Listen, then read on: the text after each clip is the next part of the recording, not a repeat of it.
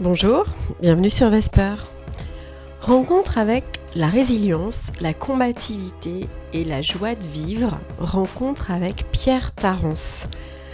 Pierre s'est lancé très vite sur les traces de son père en pratiquant le ballon ovale dès son plus jeune âge, sport qu'il a porté sur les circuits pro, jusqu'au 10 octobre 2010.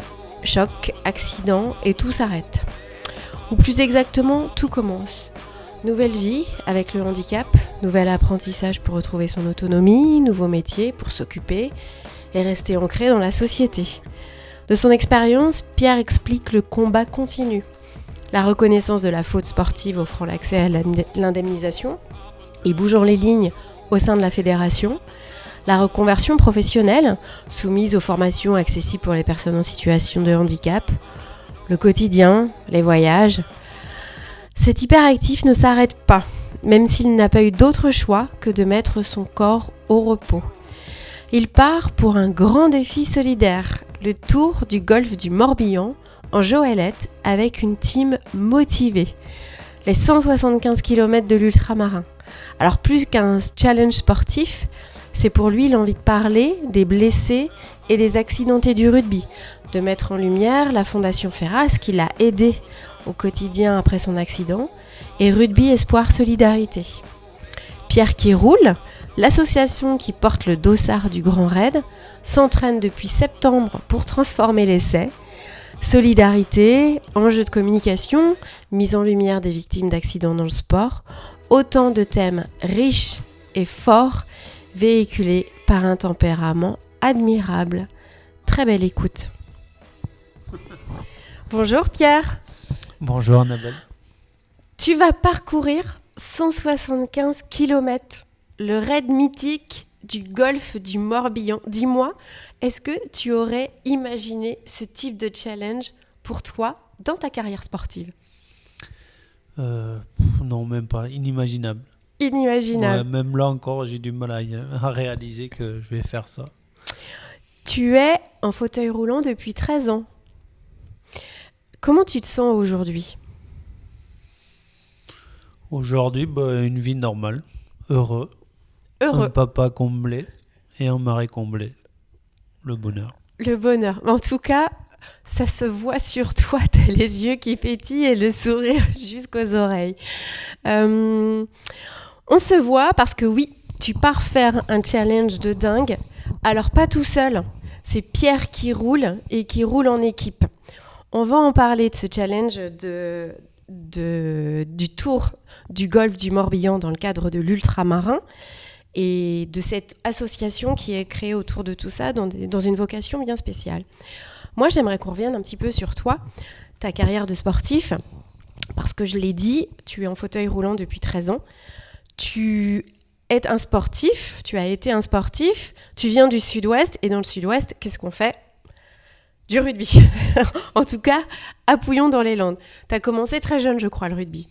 Oui, j'ai commencé le rugby à 5 ans, dans les pas du papa. C'est ça, c'est papa qui t'y a amené, l'ADN familial. Oui, le papa, les oncles, tout le monde y jouait, donc c'était pas une obligation, mais la trace à suivre. Ok, pas d'opportunité de faire autre chose comme sport. Si, j'ai fait la natation aussi. D'accord. C'était été natation et l'hiver rugby. Très vite, en fait, on a vu des prédispositions en toi d'un joueur avec du potentiel et des performances. Comment ça s'est passé ? Je sais pas trop. Un joueur avait de l'envie toujours. Un jeune avec l'envie de jouer, de s'amuser avec les copains. Ouais. Et voilà, après, ça s'est fait tout seul, naturellement. Beaucoup d'entraînement et d'envie d'avancer, quoi. Tu t'es retrouvé, en fait, en centre sportif Non, moi, j'ai gravi les échelons tranquillement, sûrement. Ouais. Et pas dans des centres, ça se faisait pas trop à l'époque. D'accord. J'étais repéré dans une catégorie au-dessus, c'était Fédéral 2, après Fédéral 1, puis après Pro D2, Espoir, et puis Van. Ça t'éclatait ? C'était... Est-ce qu'on veut dire qu'à l'époque, c'était un peu toute ta vie ? Ou quand même pas ? C'était ma vie, Ouais. c'était une passion, mais c'est une passion qui s'est toujours faite après le travail, surtout. D'accord. Après le travail. Oui. Donc ça, c'est important de le dire. C'est-à-dire que tu as quand même été pro ? J'ai été pro à Vannes une année où je faisais que ça. Ok, Mais je dirais que c'est pas là où j'étais le plus heureux au final. finalement. Oui, parce qu'on s'entraînait que le soir et un peu la journée, enfin, sur le temps du midi. Mais ma vie jusque-là avait été rythmée de beaucoup de choses et du jour au lendemain, ben, il y avait peut-être un manque. D'accord, t'avais détecté ça. T'avais quel âge à l'époque? Ben, j'avais 20, 23, Tu, 25, tu es arrivé en 2007 en fait à Vannes, 2007. à 23-24 ans. Mm.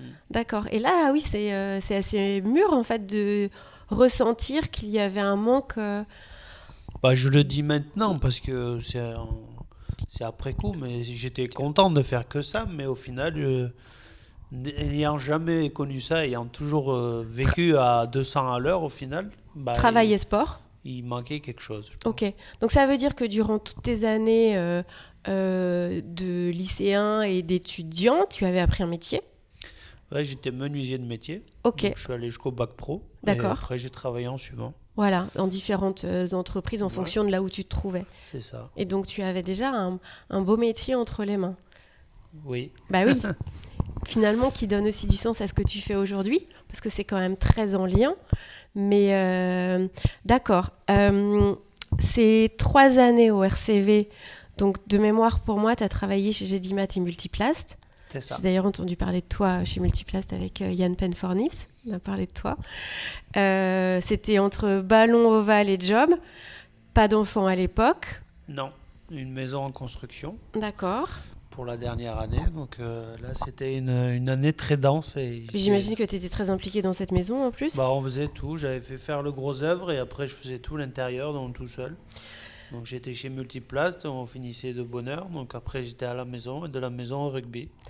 C'est important de dire tout ça parce que dans ton chamboulement de vie à un moment donné, ce chamboulement, cet accident, il a eu un impact sur forcément l'homme que tu es, sur le sport, sur le travail, sur la famille. Finalement, ça a été un catalyseur d'un énorme virage. Bah, l'accident il change tout, Il change tout. ça change toute une vie. Tout est à reconstruire, tout est à C'est ça. refaire. Le 10-10-2010, là où tout s'arrête. Et moi, j'ai peut-être ressenti aussi où tout commence. Bah, ce qui paraît, le 10 c'est le chiffre du renouveau, donc je pouvais pas faire Tu mieux. pouvais pas faire mieux. Là, là, pour le coup je suis bien tombé, j'ai un problème avec les dates parce que j'ai du mal à les retenir. Mais je Celle-ci? pense que celle-là, je l'aurais retenue quand même, mais avec les trois chiffres communs, c'est encore plus facile. Tout s'arrête parce que ce soir-là, c'est un soir de match. C'est Limoges? Non, je me trompe. C'est ça, Limoges. C'est Limoges. Tu as un accident. Et un accident, est-ce que tu veux en dire quelques mots pour ceux qui... Bah oui, pour ceux qui connaissent connaissent pas pas l'histoire, l'histoire. c'était un match de championnat contre une équipe de haut de tableau. Limoges, donc le 10 octobre, il faisait une chaleur à tout casser. Et bon, on était autour de la 60e minute et j'ai eu un accident de jeu, quoi. On va, pour faire court et pas s'étendre sur ça, c'est un accident sur un plaquage illégal. C'est important de le dire parce que ça va avoir des conséquences Oui, quand même. après sur ça a la des suite, bien conséquences sûr. en termes d'assurance et Tout à fait. et Tout tout le ça. reste, on va en parler. Et du coup, tétraplégique, quoi. Je suis mal retombé. Mais bon, je suis tombé des milliers de fois plus violemment et plus Finalement. en Ouais. vrac que ça. Mais là, bon, c'était le jour où il fallait que tout s'arrête. Enfin, que le rugby s'arrête pour moi, du moins. Et donc, je suis mal retombé. Et, du coup, j'ai eu une fracture luxation C4-C5 avec compression de la moelle épinière. Donc, Toi- j'ai bougé, plus Ouais. rien. Toi, tu as senti tout de suite sur Ah le bah, sol que se passait quelque chose Ah de, bah de- oui, de je ne pouvais particulier. plus rien bouger d'un coup d'un seul et j'ai ressenti, comme quand on s'électrocute, c'est pareil, ça, Une un déch- coup d'une décharge qui traverse le corps, quoi. D'accord. Pris en charge tout de suite. Oui, évacué, enfin, je suis resté une bonne demi-heure sur le terrain, sur je le terrain. pense. Il y a des images de ça. Oui, on peut voir ça sur France 3, sans faire de la publicité. Non, mais c'est tout se lie parce qu'en fait, j'ai trouvé énormément de choses sur cet accident, qui je crois est un marqueur fort dans les accidents sportifs aussi. J'ai trouvé beaucoup de choses, beaucoup de presse, beaucoup d'images. dont ces images-là, de témoignages, parce qu'en fait, ça a soulevé énormément de questions. J'ai trouvé des choses même sur Mediapart, sur Le Monde, parce que comme tu le dis, c'est un plaquage illégal, donc ça signifie que c'est quelque chose qui a été jugé. Le sportif qui a causé cet accident a été reconnu coupable. Oui, c'est ça. Tu veux t'exprimer un peu dessus ? En fait, ça a fait beaucoup de bruit parce qu'il y a eu des expertises qui ont fait que des arbitres ont dit qu'il y avait faute, d'autres qu'il y avait plusieurs fautes, et puis celui qui a résumé les analyses disait qu'il n'y avait pas faute, donc c'était pas cohérent. Et du coup, moi, je voulais aller au bout de la chose. C'était pas possible. À la base, on voulait juste que le joueur soit reconnu coupable. Sauf que la fédération, à l'époque, ne voulait pas en entendre parler. Donc du coup, c'est comme ça qu'on est parti. Pourquoi la fédération ne voulait pas en entendre parler à l'époque ? Je sais pas. C'est des questions d'assurance ? Des questions Non, je sais même pas pourquoi. Pour cacher, malheureusement. Il n'y avait rien à cacher. C'est ça ? Moi, j'ai jamais voulu que le joueur soit jugé coupable de quoi que ce soit ou qu'il prenne.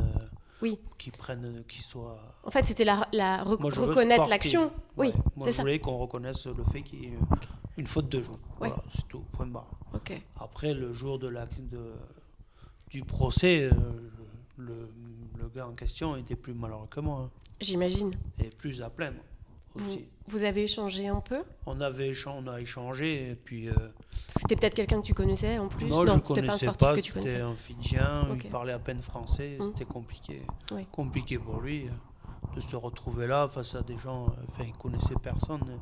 La barrière de la langue. Ça pose un gros problème. Ouais. Et puis les Fidjiens, ils sont très familles et tout ça. Et je pense qu'il était malheureux de me voir là-dedans parce que lui, il a exprimé qu'il a dit on m'a pas reconnu, j'ai pas fait faute. Et puis on m'a dit que c'était rien et qu'il s'occupait de tout, quoi, le club. Sauf que le club, Limoges, ils se sont occupés de rien du tout. Ils l'ont un peu laissé. Ils l'ont laissé en pâture comme ça. Oui. C'est comme ça. On va pas refaire l'histoire, mais c'est malheureux pour lui. Ça a été malheureux pour moi sur le moment. Ça a mal été géré de la part de Limoges, à mon avis. Est-ce que ça veut dire que aujourd'hui, les accidents sportifs, que ce soit dans le rugby, mais je sais pas, au foot ou dans d'autres sports où il peut y avoir à un moment donné, peut-être même le hockey, tu vois, il y a des sports de contact un peu violents, c'est des situations qui restent compliquées à gérer parce que potentiellement il y a de l'argent, ça brise des carrières. Toi, aujourd'hui, tu peux plus exercer ta profession qui te faisait gagner ta vie. Ça a des impacts en fait. Et est-ce que tout simplement parce que derrière ça veut dire des assurances, ça veut dire des indemnités, on ne sait pas gérer ça aujourd'hui ? Question. Je ne sais pas si on ne sait pas le gérer, mais on ne sait pas en parler du moins. On ne sait pas en parler. Et déjà, je dirais que de façon normale, l'handicap fait peur. Donc après, du moment où on commence à mettre des sous en jeu, c'est plus pareil. Et l'inconnu fait peur, l'accident fait peur, le handicap fait peur et l'argent, ça fait peur aussi, quoi. Toi, tu as été indemnisé par la fédération ? Moi, c'est pas la fédération qui indemnise, c'est l'assurance de la licence. L'assurance de la licence, donc c'est la GMF. Ok. Et du coup, le fait que moi il était reconnu coupable, c'est son assurance qui a pris les choses qui n'étaient pas prises en charge par mon assurance. Et pour le coup, c'est la même assurance. D'accord. Donc en gros, la GMF a payé 2 fois. D'accord. Bon. Pas des montants égaux, mais... Oui, mais en tout cas. Quoi. Donc aujourd'hui, ça veut dire que tu sois un sportif, alors on va prendre le cas des rugbyman, loisir ou pro, en cas d'accident, vous êtes assuré et il y a un relais. Il y a un relais qui est fait on est assuré par la GMF, mais la particularité du rugby, c'est qu'on soit professionnel, top 14, pro D2 ou quelconque, ou sportif de loisir, touché à 5 une fois par semaine, on est indemnisé de la même façon. D'accord. Et ça, c'est l'avantage du rugby. C'est ce que j'allais dire parce que ça me semble à la fois normal mais étonnant. Parce que non mais c'est vrai, il faut se dire les choses. C'est normal parce que tu peux aller faire du rugby le dimanche après-midi avec ton équipe locale et avoir le même type d'accident, mais ça paraît étonnant. Et c'est pas le cas dans toutes les fédérations sportives, tous les sports. Je crois que c'est la seule. D'accord. C'est le seul sport en France où c'est comme ça que ça se passe. Est-ce que toi, tu as eu le sentiment que ton histoire a été un petit peu un marqueur dans le rugby ou pas, avec le recul maintenant, avec tout ce que tu as lu, tout ce que tu as compris, j'entends, parce que sur le moment, tu étais dans d'autres préoccupations. Alors, je sais pas si c'est mon accident en particulier, mais à partir de mon histoire, ils ont commencé à durcir certaines règles au niveau des plaquages et tout ça. D'accord, donc déjà sur l'aspect sportif sécuritaire. Et puis après, en termes d'assurance, ils ont augmenté les indemnités. Alors, mon accident ou pas, après, à chaque accident et chaque facteur, ils analysent au niveau des règles, je parle, et ils les font évoluer de façon à ce que le sport soit de plus en plus sûr. Ouais. Alors, que ce soit mon accident ou ça serait peut-être arrivé la même année pareil. Oui. C'est pas mais Pierre Tarance qui change les règles. Non, mais ça a pu être quand même un phénomène ou un épiphénomène catalyseur. Ça peut y jouer. Ok. Toi, qu'est-ce que tu en penses aujourd'hui, d'ailleurs, de ces évolutions-là ? Les évolutions sont positives. Après, certains ne seront jamais contents. Mais au moins, ils essayent de faire quelque chose. Ouais. Après, pour certains, ça ne va pas assez vite ou d'autres. Mais ils ont cette particularité de faire évoluer le sport dans le bon ou dans le mauvais sens. Mais au moins, ils essayent. Je sais que tu voyages pas mal avec ta femme, notamment. Et peut-être que tu regardes un petit peu ce qui se passe sur le sport et le handisport ou le rugby dans d'autres pays, ou c'est des questions où tu n'as pas forcément creusé? Non, je ne regarde pas du tout le sport. Pour vraiment dire les choses, le sport, le handisport, c'est pas un sujet pour toi? C'est pas un sujet parce que j'ai ma première licence de rugby à 5 ans, la dernière à 27, 22 ans d'association où le sport en licence, j'en veux plus. Oui, c'est plus... Je veux faire du sport occasionnel quand j'ai envie. D'accord. Mais non, parce que je pars du principe que si on prend une licence, on s'engage. Et non, j'ai plus envie de faire ça. Et la notion de handisport, ça, c'est pas quelque chose qui t'a touché? Je me suis jamais tourné forcément beaucoup, non. Vers ces sujets-là? Non. Ok, vers l'inclusif. C'est pas quelque chose qui m'attire forcément. Ok, t'as plutôt eu envie de construire autre chose autrement? Ouais, je vais en construire après chaque chose en son temps. Ouais. Peut-être que je vais y arriver dans 6 mois. Ouais. Parce qu'avec l'addiction du sport, de la géolette... C'est ce que j'allais dire. Les choses peuvent un peu tourner. Tu m'as dit, je fais plus de sport. Et en même temps, tu me dis, je pars faire le 175 km. J'adore. Mais je me suis remis au sport il y a 3 semaines. Il y a 3 semaines. Écoute... Avant ça, j'en faisais pas. Si on revient juste à l'après, le club a été derrière toi, à Vannes. J'ai vu beaucoup d'élan. J'ai lu beaucoup de choses sur ton histoire. J'ai vu aussi que tu avais reçu le prix du Morbihanais de l'année en 2012. Et avec un surnom, le Menhir. Ça vient d'où, ça, le menhir? C'est Alain Berthe, à l'époque, qui m'avait donné ce surnom, parce que menhir, c'est une pierre debout. C'est ça. Tout simplement.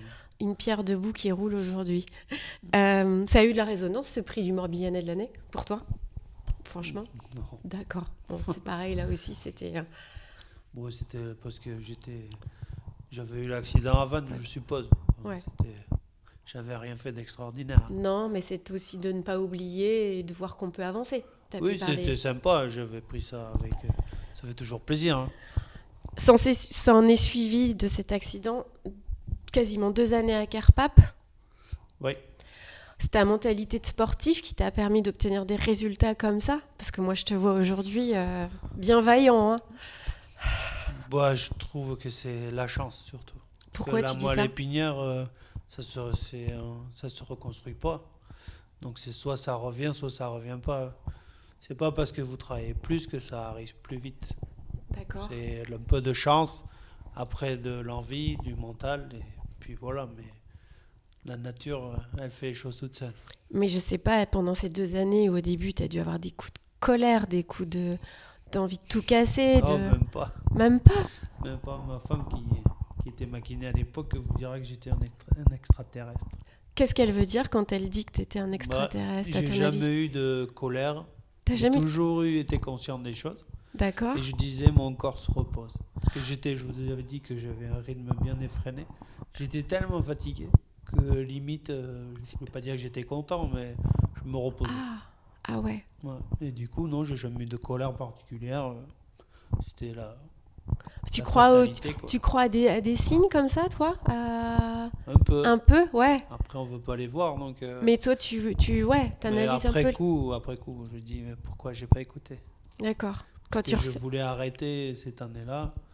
Je n'avais pas arrêté pour diverses raisons, mais c'était pas forcément la passion première qui me faisait aller au rugby cette année-là. D'accord, cette année-là. C'était peut-être l'année... L'année de trop. l'année de trop ou l'année charnière, quoi. Voilà. Kerpap, c'était quoi tes journées là-bas? C'était quoi, franchement, ta vie là-bas? Pendant 24 mois, c'est long? Une journée à Carpap, c'est levé, alors je sais plus exactement, 7h, 8h, petit déjeuner, toilette. Mhm. Après, c'était une séance de kiné avec la kiné, une séance de vertique, une séance d'ergo. Qu'est-ce que c'est des vertiques? Vertique, c'est pour se mettre debout. Ok. Et puis voilà, après, manger à midi, Ouais. manger à 18h30 et Et coucher 20h30, puis j'étais épuisé. Et t'étais épuisé. Voilà. On fait des rencontres à Kerpap. Alors, il y en a une qui va être marquante, on pourra en parler après. Mais tu as dû rencontrer, je sais pas, d'autres sportifs peut-être? D'autres personnalités? J'ai rencontré surtout beaucoup d'anonymes, Ouais. mais beaucoup d'amis. Mhm. Et fait beaucoup d'amis. Tu as gardé des amis, des Oui, amitiés. oui. D'accord. Oui, des amitiés avec des aides-soignantes, des éducateurs, des copains des voisins de chambre. Ouais. Et ouais, on a beaucoup appris et les uns des autres. Ouais. Ça aussi, ça donne de la force? Oui, et puis surtout, on était tous dans la même mouvance, alors, et tous à peu près du même âge. D'accord. Tous envie d'avancer, donc c'est bien, on se tirait tous vers le haut. Ok. Il y en a un qui avait un coup de mou, C'était l'autre qui lui l'autre qui donnait... soutenait, et puis Là, on peut parler d'esprit d'équipe aussi. oui. Ouais, Ah non, c'était finalement, ce chouette. collectif, esprit d'équipe. Et puis, tu as fait une rencontre quand même qui a un peu transformé ta vie aussi. Bah oui. Toi, tu t'es dit, quoi de mieux qu'une kiné à domicile? Je dis facilement que je me suis impliqué totalement dans ma rééducation. Ah oui, c'est vrai. On est arrivé de 2 beaux enfants. C'est aussi... Voilà, c'est ce qui te donne les étoiles dans les yeux. C'est que cette histoire... C'est pour ça que quand j'ai travaillé sur le conducteur, je me suis dit, oui, tout s'arrête, mais tout commence. Parce que ta vie aussi, une vie nouvelle a commencé. Ah oui, Faites je de dis belles que choses. tout s'arrête, tout s'est arrêté, enfin la vie d'avant, quoi. Évidemment. C'est plus du tout la même vie, mais bon, il y a une vie après, hein. C'est pas... je regrette pas du tout ce que j'ai fait avant, au contraire. Au contraire. Je me dis heureusement que je l'ai fait, parce Oui, que ça, j'en ai c'est- fait quelques-unes. Mes parents se sont fait des cheveux blancs des fois. T'avais mais- peut-être pris déjà bien plus de risques que celui d'être sur le terrain. Oh oui, oui. Oh, oui. Et d'ailleurs, comment a réagi ton entourage, ta famille? Tu parles de tes parents. Bon, c'est dur à accepter. Enfin, je suis pas sûr qu'ils aient totalement Accepté, ouais. Enfin, Là où toi, tu as une forme de résilience, peut-être que ton entourage n'a pas réussi à avoir la même. je pense que c'est plus dur. Mm. C'est plus dur pour les à côté. Parce que toi, tu vis ton quotidien finalement, et eux t'observent et t'observent différemment Oui, ils observent et puis on peut pas oublier l'enfant qu'on qu'on a élevé. élevé et tous les Qu'on aime. souvenirs. Et puis, je pense que c'est plus dur. Mm. Et vous avez réussi à parler de tout ça? Tu t'es ouvert sur tes émotions, ce que tu ressentais? Moi, je dis que je suis heureux et que je vis bien comme ça. C'est tout. Après, je m'étale pas non plus. Je suis pas là pour me plaindre ni. Mm. On avance. Ouais, on avance. D'ailleurs, toi, tu as une règle, les 4 A. Moi, j'aime bien parce que je m'appelle Annabelle, donc si tu veux, ça me fait plaisir. C'est quoi tes 4 A? Alors, c'est accepter, Mhm. adapter, aménager et anticiper. Et j'ai même lu accepter pour avancer, adapter, aménager, anticiper. Là-bas, c'est l'acceptation. Ouais, Sans accepter, on fait rien. On peut essayer, mais on va patauger toute sa vie. d'accord. Ça, c'est la base. Tu as été accompagné par des psys ou psy ou autres d'ailleurs? Non. Avec le personnel. Enfin, Enfin, il y avait à Carpap, j'imagine, des à accompagnements. Carpap, il y en ouais. avait une, mais je l'ai jamais vue. D'accord. Tu as fait ton chemin toi tout seul. Tout seul, dans l'action. tranquillement, ouais. Adapter, parce que ça veut dire quoi? Adapter, on est obligé d'adapter son quotidien déjà. Parce Ouais. que on a beau vouloir vivre normalement, c'est pas possible. Mhm. Et adapter plein de choses. Après, aménager, on aménage son logement, on aménage les choses pour pouvoir essayer de faire le plus de choses possible. Possible. Aménager En autonomie. en autonomie, ouais, C'est ça. ses accessoires pour manger si on a besoin, pour conduire, enfin, tout quoi. Ok.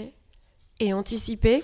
Anticiper parce que si on veut faire quelque chose, admettons, on voulait partir en vacances, Ouais. tout seul, comme ça, fermer la porte et partir, c'est plus possible. Ouais. Ça demande un peu de Un préparation. peu de préparation, rien que pour l'hébergement déjà. Mhm. Vérifier, on parlait en off Ouais. de quand vous louez quelque chose, effectivement, il faut que ce soit adapté à ton Oui, mode de... pour la petite de vie. histoire, le 10-10-10, donc à chaque fois, Ouais. à cette date-là, on n'est pas à la maison, donc on fait des choses. Ouais. Et pour la petite anecdote, une fois, j'ai dit à Marie, j'ai fait mon têtu, j'ai dit à Marie, non, on réserve rien. Je veux partir comme une personne normale. D'accord. Donc, Sac à dos, entre guillemets, et voilà. On est parti, on a fermé la porte, on est allé à l'Océanopolis, on n'est pas allé loin. Ouais. Et au bout d'un moment, Marie, elle me dit, on était autour du monde, faire un peu de publicité à Brest. Vas-y. C'est un de nos premiers partenaires, c'est pour ça. Allez, vas-y, file. Et du coup, elle me dit, il va peut-être falloir chercher un logement. Ouais. On n'a pas trouvé à Brest. À Brest, il n'y avait pas de logement On adapté? a fini au Conquet. Ah, c'est pas tout près. Non. Ma femme, elle s'est énervée, elle a pris une dame au téléphone, elle dit, il y a quoi, il y a un congrès d'handicapés ou quoi? Pas possible. Tu te rends compte, là, pour le coup, quand même, de la différence et du handicap et des conséquences du handicap. Ah là, on Ça, est c'est face au premier problème. Ouais. Et à la mentalité des hôteliers aussi. Enfin, de la population en général. Face au handicap, qu'il soit physique ou autre. Mm. Et pourtant, il y a des choses qui sont faites sur la capacité à accueillir des gens en situation de handicap physique. Ça a beau être fait, mais si Mais- vous n'avez pas envie de C'est ça. les utiliser, C'est ça. vous n'êtes pas obligé. C'est la mentalité de la personne qui fait les choses. Au quotidien, tu te retrouves des fois dans des situations un peu incongrues. Enfin, je veux dire, quand tu sors de chez toi, parce qu'on voit bien que chez toi, voilà, c'est pensé aussi pour tes besoins et pour vos besoins de famille, mais Il y en a tout le temps. Les gens, ils vous regardent bizarrement des fois. Pour l'exemple type, c'est à la caisse. Je ne demande pas à avoir l'accès particulier partout, mais les gens, des fois, ils se retournent, ils vous regardent la tête aux pieds, mais ils ne vous voient pas. Ils regardent le panneau. Non, mais non, ils veulent leur place.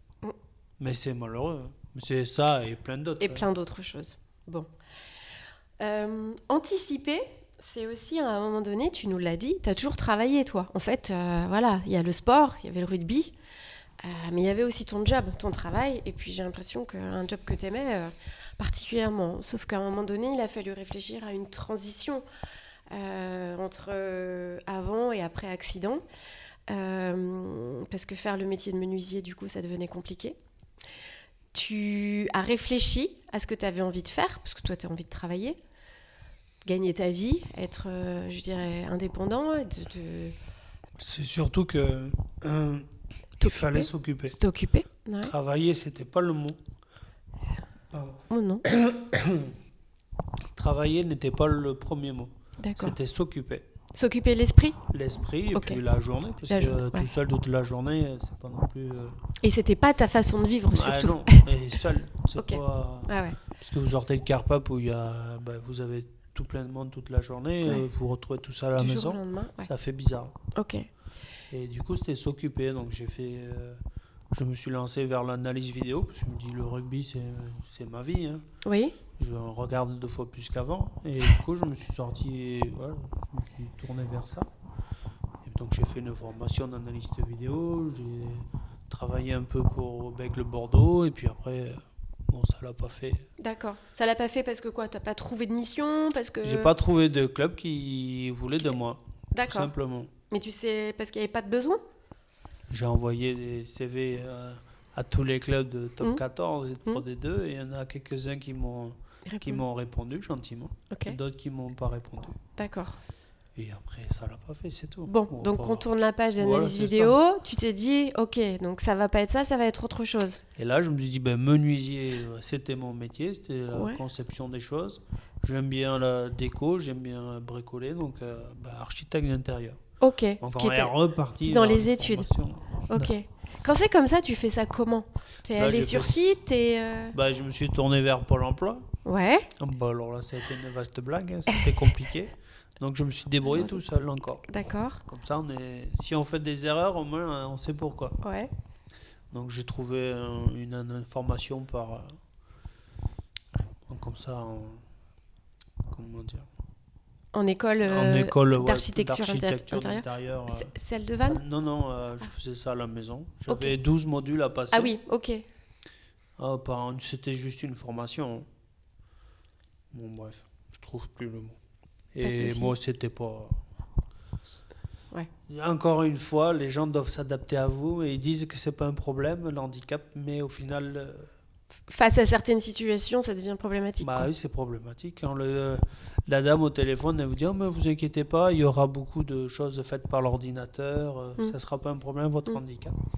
Parce que j'avais 12 modules à passer et les 10 premiers étaient passés, j'avais pas vu un module sur l'ordinateur. Donc je vais faire tous les dessins à la main. Donc Ok. vous voyez l'état de mes mains, hein. Ouais. C'est compliqué. Ouais. Mais C'est bon, plus- je me suis battu, mais à un moment donné, j'ai dit stop, quoi. Donc j'ai dû râler. Et à chaque fois, il y en a marre de passer pour le Le râleur râleur. de service, bah oui. Et au final, j'ai pas fait les 2 derniers modules, ils m'ont donné mon diplôme. Bon. Bon. Aujourd'hui, t'arrives à travailler, Ouais. t'as des missions, J'ai des missions, les gens te font confiance, tu proposes des idées. les gens sont contents. Ok. Et toi, ça te plaît? Moi, ça me plaît, ça me prend ma journée, ça m'occupe. Ouais. Et c'est j'aime dans la bien. continuité, c'est presque en amont d'un travail de menuisier où finalement tu C'est penses la par anticiper. conception. Là, Ouais. je fais beaucoup de modélisation, Ok. principalement. Donc ça te plaît. Ouais. Bon. Mettre en valeur que les gens puissent visualiser leur intérieur et leur extérieur. Ok. Tu travailles principalement pour des particuliers? Non, là, je fais des missions pour des architectes, Super. pour modéliser leur extérieur de maison. De maison. Parce qu'ils font ça en 2D, du coup Ouais. je fais des visuels les 3D des Ok. extérieurs et des intérieurs des Ok. fois. Donc voilà, tout le monde est content. Et toi, ça te plaît? Ouais. T'es parti dans un nouveau défi. Pour autant, t'as acheté ton maillot de sport, je crois. Oui, celui de rugby. Celui de rugby. T'es prêt à revêtir un dossard. Oh ben, pour la petite histoire, j'en ai plein d'histoires, mais celle-là, elle est encore énorme. Vas-y. Donc, j'ai eu mon accident le 10-10-10. La première course, donc l'association a été montée un 10 octobre. Donc, Pierre Pierre qui qui roule, roule. on va rentrer dans le détail. Elle a été fondée un 10 octobre. Tu l'as cherché? Non, même pas. Il y en a un qui n'a pas pu signer un document avant, donc ça a été finalisé le 10 octobre. Ok. Première course pour le 10e anniversaire des Marcel, Oui, sans faire exprès. récemment. Et récemment, on a fait le No Strike de Carpap, les 15 km de nuit. Ah. Et vous n'allez pas le croire, mon dossard, c'est le 206, le numéro de ma chambre de Carpap. Ah ben voilà. On parlait de signes tout à l'heure, je peux comprendre. Il y a une petite boucle de signaux qui tourne Voilà, autour je de pense toi. qu'on a fait le tour. Hein. Bon, Pierre qui roule, c'est toi. C'est toi, Pierre. Le menhir. Oui. C'est une association.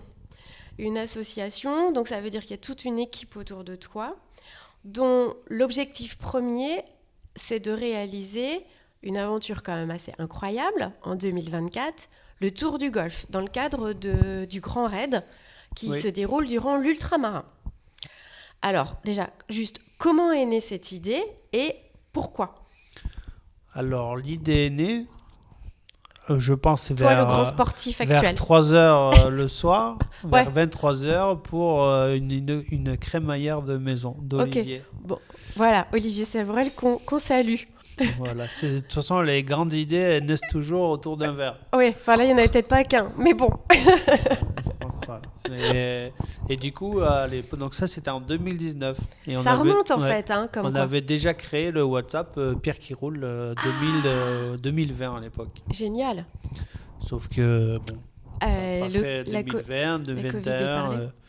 Bon, D'accord. Le Covid, les enfants, tout ça est passé. Quelques refus à droite à gauche. Donc, Ok, et là c'est parti. ouais. Donc, cette association, parce que alors, faut quand même dire, toi, tu vas courir, mais tu vas courir en mode Joëlette. On est d'accord, puisqu'aujourd'hui, ça va être le mode de transport. Donc, une Joëlette prêtée, je crois, par la gendarmerie du Morbihan. Et donc, ça veut dire que cette Joëlette, elle est portée, c'est ça? Portée, C'est poussée. ça. Elle est poussée par toute une équipe ouais.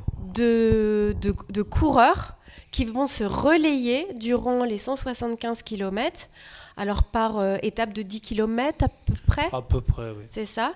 Donc ça veut dire qu'il y a combien de personnes autour de toi en continu? En continu 10, On continue 10 par 10. relais. 10 Donc, par relais. On a cherché une centaine de personnes à peu près, quoi. Ok. Et toi, tu te laisses porter? Ouais, je me laisse porter et c'est ce que je pensais au début. Mais Et alors, raconte. au final, je me rends compte que c'est assez dur. Qu'est-ce que ça veut dire? Bon, vous avez clairement commencé les exercices, enfin les exercices, pardon, les entraînements. Sur le terrain, je crois, pour voir aussi comment vous pouvez aborder Voilà, certains on a passages fait et autres. depuis septembre tous les dimanches matins. Ok. On a fait 2 courses actuellement. Et là, après, on va commencer à tester sur les vrais chemins du... Ok. Par contre, tu es en course dans la vraie Joëlette? Oui, Ok. oui, parce qu'on a fait adapter une coque spéciale à Carpap parce que la toute première sortie qu'on a fait avec le fauteuil de la Joëlette brute, Oui. On s'est dit que ça va être compliqué. Elle était trop lourde? Non, pas lourd, mais pas confortable, pas confortable du pour tout. toi. Et là, ça allait pas être possible. D'accord. Coup, forcément, de toute façon, c'est fait pour ça. Là, vous avez tout un apprentissage sportif à faire. Pourquoi tu dis, enfin, je l'imagine, mais que ça va être, enfin, c'est pas de tout repos. C'est quand même un challenge pour toi. Au début, j'étais inactif dans la Joëlette, donc je me laissais vraiment porter. Ouais. Et du coup, j'étais un peu chiant avec celui qui porte. Du coup, je dis ça penche à gauche, ça penche à droite. Ah oui, t'étais un petit peu exigeant. Bah oui, c'est ça. Mais bon, je savais pas, parce je que découvrais. tu te rendais pas compte, d'accord. Donc, du coup, maintenant, je suis un peu plus actif et je compense les dénivelés. Alors, avec mes abdos et tout ça, physiquement, c'est assez complexe. Mais c'est intéressant. Ah oui, c'est intéressant. Donc, ça veut dire que tu vas être toi-même acteur pour pouvoir finalement leur faciliter. C'est ce que j'essaye. C'est ce que tu essayes. Ouais. Donc là, on est vraiment, c'est vraiment intéressant parce on parle vraiment de duo, de trouver un équipage, une team qui va faire aussi une bonne course en fait, physiquement pour tout le monde. C'est physique pour tout le monde. Je dirais que c'est assez facile, mais il faut beaucoup de communication. D'accord. Et ça, c'est quelque chose que vous apprenez là, petit à petit. C'est en s'entraînant, c'est comme tout. Hein. Il y a un livre de ma fille, c'est plus on s'entraîne, plus on progresse. Ah oui, c'est une réalité. Ouais. Tu te sens capable de tout ça? T'en as très envie? J'ai envie d'y arriver. D'accord. Et de montrer aux gens que l'ultramarin est réalisable en Joëlette. Bah oui. Bon, j'ai compris que ça aussi, ça avait été un petit défi de convaincre. Parce que forcément... ramener un peu de difficultés comme ça peut faire peur aux organisateurs, on peut comprendre. Voilà, il a fallu un petit peu se remonter les manches et puis aller les voir et leur dire on est capable. Il faut toujours se battre. Il faut toujours se battre. Avec l'handicap, il faut toujours se battre. Ouais. Il y a une autre vocation que faire ce défi sportif. Il y a de parler des blessés et des accidentés du rugby, notamment, c'est je pense focus rugby, et notamment toi, parler de la Fondation Ferras. Est-ce que tu peux me dire un petit peu ce que c'est, pourquoi tu t'associes à cette fondation et ce qu'elle a eu pour toi? En fait, la Fondation Ferras, c'est une fondation qui a été créée, du coup, je prends mes notes, pour pas dire de bêtises, en 1990 par monsieur Albert Ferras. D'accord. Et du coup, sans qui aujourd'hui, il n'y aurait pas d'indemnisation. Ok, donc toi, par exemple, clairement, la Fondation Ferras a été support dans ton histoire? Oui, ils ont été support financier, après de conseils, et toujours de connaissances, et du coup, de mettre en relation les gens. Ok, mais facilitateur. Du coup, avant d'être indemnisé, avant 90, tous ces blessés, avant les années 90-2000, les blessés n'étaient pas indemnisés. D'accord. Donc du coup, ces gens-là, on travaillait avec M. Ferras pour arriver à ce qu'aujourd'hui on obtienne des indemnisations. Ok. Donc aujourd'hui, tous ces gens qui n'ont pas été indemnisés, s'ils ont besoin d'aide financière pour changer le matériel spécifique, ils font des dossiers auprès de la fondation qui sont étudiés et qui les accompagnent. D'accord, donc en fait c'est ça que tu veux mettre en avant. Et moi je veux qu'on en parle parce qu'aujourd'hui on n'en parle pas du tout. Alors oui, il y a des dons qui sont faits, il y a la Ligue et la fédération qui participent allègrement, ce qui est très bien, mais c'est qu'on n'en parle pas. D'accord, donc toi, avec Pierre qui roule, c'est de mettre en lumière la Fondation Ferras. La Fondation Ferras et une autre qui est Rugby et Sport Solidarité. D'accord. Qui est aussi qui met en lien, en relation tous les blessés du rugby. Ok. Pareil. Voire même les familles restantes parfois, parce qu'un blessé du rugby, c'est aussi peut-être quelqu'un qui peut disparaître parfois. Oui, c'est ça, ils aident les veuves. Les veuves ou les enfants. Ouais. D'accord. Ça, c'est pour la fondation. Pour la Rugby et Sport Solidarité, c'est que les blessés ayant une incapacité de plus combien de pourcents. D'accord, 60%, je crois. Qui est définie. D'accord. Ouais. Donc ça, c'est vraiment la vocation du projet, avec toute l'équipe. Oui. Ok. Donc aujourd'hui, vous en êtes où ? Vous vous entraînez, ça c'est sur le côté sportif. Aujourd'hui, sportivement, on s'entraîne. Je crois que l'équipe, enfin le nombre de bénévoles, la team qui va courir, ça vous êtes calé à peu près ? On est calé à peu près, on n'est pas loin du compte.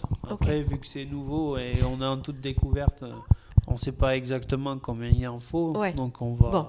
Là, on va y arriver, c'est pas le souci. Okay. Là, on est à la recherche de partenaires, de mécènes et tout ça. Ok, parce que vous avez un budget à remplir ? On avait fait un budget de 50 000, élevé à 50 000 euros. Ok. Qui doit couvrir quoi, en fait ? Qui doit couvrir la création d'un site internet, la communication.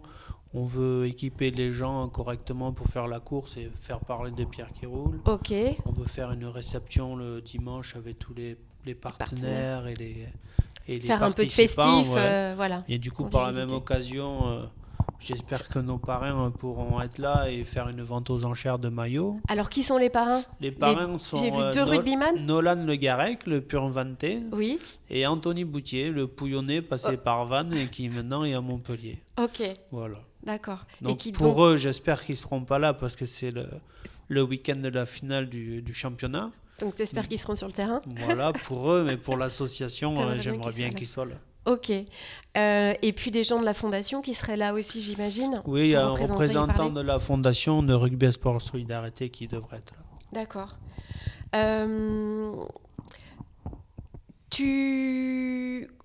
Quand tu as pensé à tout ça, tu as conscience que du coup, ça met aussi en avant ton image, qui tu es toi et ton histoire ?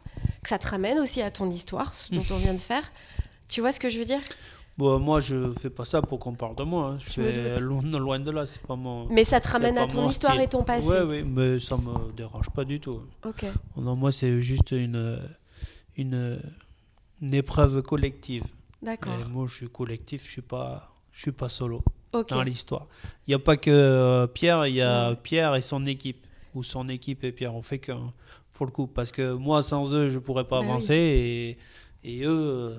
Sans moi, ils ne seraient pas là. Et dans le cœur de l'association, je dirais ceux qui sont très acteurs dans l'asso, là, vous êtes combien ? Là, on est 6. Ok. Pour le moment. 6. Après, je pense qu'on va arriver à faire grandir le truc parce que ça va être compliqué de tout organiser à 6. D'accord.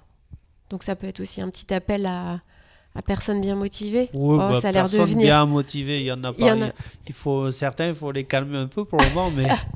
Mais non, mais on va trouver, c'est pas... Ok. Cette association, elle aurait vocation à poursuivre après, je dirais, au-delà de l'ultramarin, au-delà de cette aventure ? Il y a des trucs encore plus fous à faire, mais je pense qu'il y a des choses à organiser pour les handicapés qui ne sont pas faites actuellement. Donc, au nom du sport, en fait, pour les handicapés au nom du sport, de façon générale. Donc du coup, pourquoi pas. En fait. Donc tu vois, là où tu me disais que finalement le handisport, c'était pas trop ton histoire, moi je sens quand même que tu es bien dans une mouvance d'un engagement citoyen. Ouais, c'est ça. Moi, c'est pas forcément pour faire moi, mais, non, mais... pour... je vois qu'il y a de la demande sur certains trucs. Ouais. Après, on verra. élever les tabous, permettre d'avancer, c'est aussi important dans notre société. Là, il faut parler je parle de la Joëlette et de mon handicap. Oui. C'est ça que je veux mettre en avant parce que tout est possible, tout est réalisable, c'est juste de l'envie, de l'acceptation, l'anticipation, l'aménagement et de la communication autour. Ouais. C'est tout. Et puis parler vraiment d'inclusion en fait. Ah oui. Il n'y a rien qui exclut. On est en plein dedans. On est en plein dedans. C'est un mot quand même fort dans votre histoire. Sauf qu'il y en a qui se disent l'inclusion mais qui excluent. Ouais. Bah, c'est tout le paradoxe. Hein. Bah oui. On veut porter le handicap comme quelque chose qui n'empêche pas d'avancer, mais forcément on met souvent sous le côté. Donc l'inclusion est hyper, hyper clé. T'as des rêves encore ? Alors, sortons de Pierre qui roule, parce que là je vois bien qu'il y a plein d'idées, plein de rêves. Mais pour toi, t'as des rêves encore ? Qui peuvent être des rêves de voyage, ou autre. Le prochain rêve qui va se faire, c'est l'Australie. Ah. Coupe du Monde, la prochaine Coupe du Monde est en Australie. En fait, vous calez quand même un peu les voyages par rapport... Ah bah oui, c'est clair. C'était défini après avoir fait les Coupes du Monde précédentes. D'accord. C'était clair que quand on voyait l'attribution des Coupes du Monde, la France, on était content. Oui, mais pas tant. Mais bon... C'était moins fun. L'Australie, ça fait un peu plus rêver. D'accord. Donc l'Australie, repartir en Polynésie. Ok. Ça, c'est des choses qui se feront. C'est ce qui feront, vous nourrit et c'est ce qui vous lie avec ta femme et les enfants. Oui. Après, on n'ira peut-être pas en Australie, on verra. Bon, vous verrez. En tout cas, ça peut faire partie des rêves. Au fond de toi, tu as des personnes qui t'inspirent, qui te guident, mais ça peut être pas du tout du sportif. Hein. Des parcours, où on parlait de signes aussi, tu crois en une forme de... Voilà. Ouais, on a des guides après. Ouais.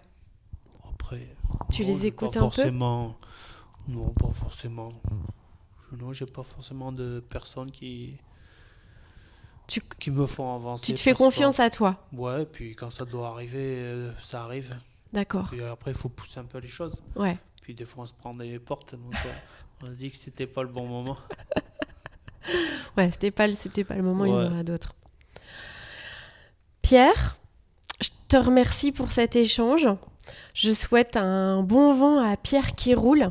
On va suivre ça de près. Je remercie d'ailleurs Olivier qui m'a mis en relation avec toi parce que moi, l'histoire m'a beaucoup, beaucoup touchée et je trouve que ce sont des aventures collectives qui, je suis assez convaincue que ça peut faire un peu bouger les lignes. Donc, on parlait d'inclusion, go, faut y aller.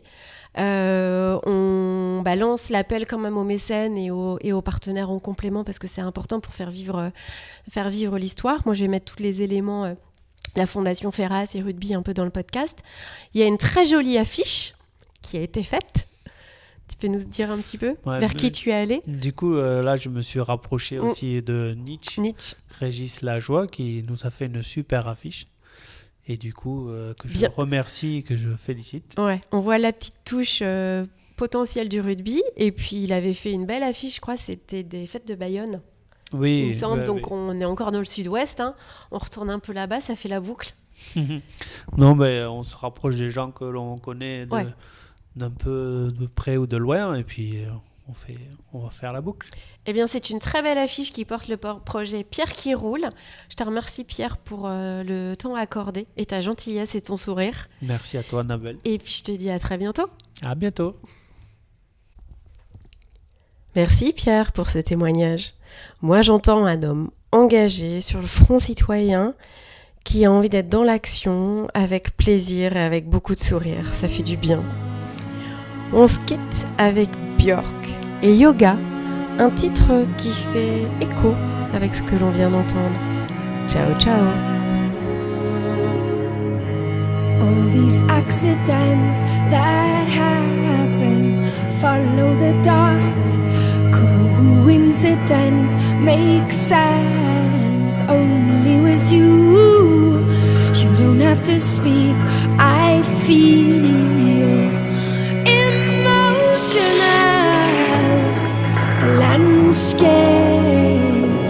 They pass on me, the little gets old, and you push me up to this state of